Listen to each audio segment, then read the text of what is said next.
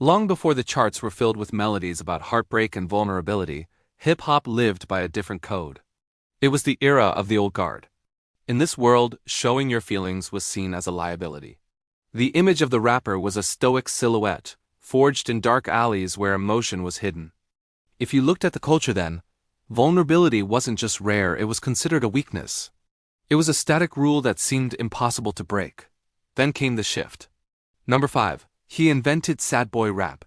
He didn't just change the sound. He changed the emotional frequency of the genre forever. Enter Drake. Sitting alone in a studio bathed in moody blue light, he began to document the quiet moments of the night. The fame, the loneliness, everything was on the table. Capturing the so-far-gone aesthetic, he looked out at the rainy city and spoke about things rappers weren't supposed to care about. He made the internal external. He filled notebooks with lyrics about heartbreak, insecurity, and the messy reality of human emotion. It was a revolution written in ink and recorded in 808s. As the records went gold and the trophies piled up, something strange happened. The hard edges of hip-hop's success began to soften into the shape of a heart. Critics laughed from the shadows, calling it soft. But they couldn't ignore the massive crowds of fans whose faces glowed with phone light, finally feeling seen. Today, Drake walks the neon-lit streets as a pioneer.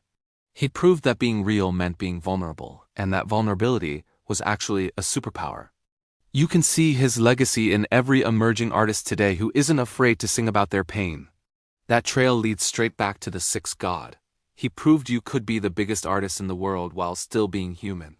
He looked the industry in the eye and refused to pretend. He didn't just join the game. He changed the rules. And hip-hop will never be the same again.